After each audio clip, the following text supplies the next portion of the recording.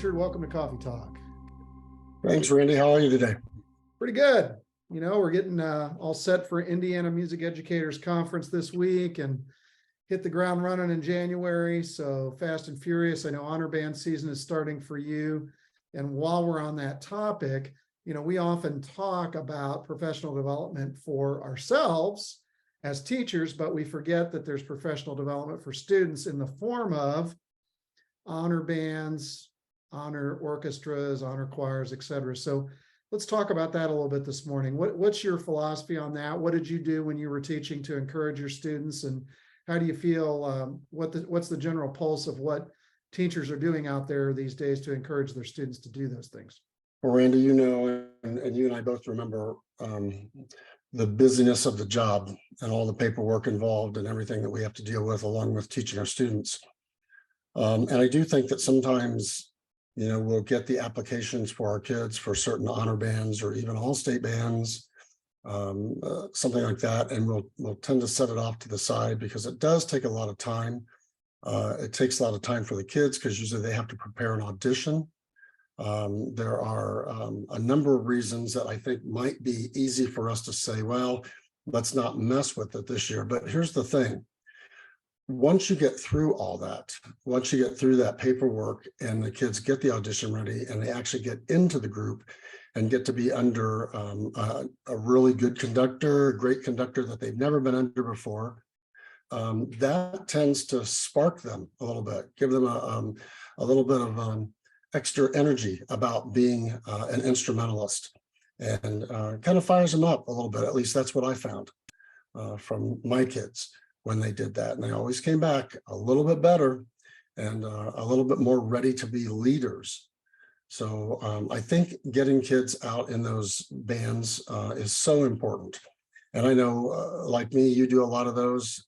You were talking about the Indiana Music Educators thing, and unfortunately, I never get to go to that because I'm always conducting somewhere else. This weekend, I'm in Dallas doing a TMEA Region 30. As a matter of fact, I was just studying my scores, trying to figure out how I'm going to do this before we came on.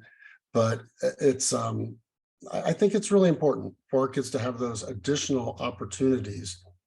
And I think sometimes directors, and I will admit that there were even some times where I looked at these things as, oh, they're getting in the way of things that I want to, and I think we need to be a little bit more open-minded than that and think a little bit about more what our kids are going to get out of this. It does take time to fill out all the paperwork. It does take time to get your kids to audition and be ready.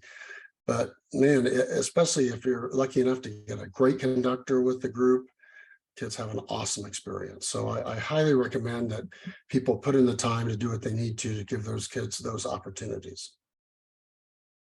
Yes, I totally agree. And I think that, you know, having the opportunity to do that, you know, we used to, maybe with our top group, bring all of the all-state music out, show it to them, play through it in class, give them an opportunity to see what it was and kind of open their eyes to it.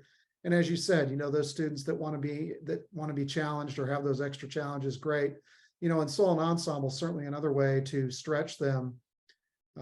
Chamber groups, solo and ensemble, all-state auditions.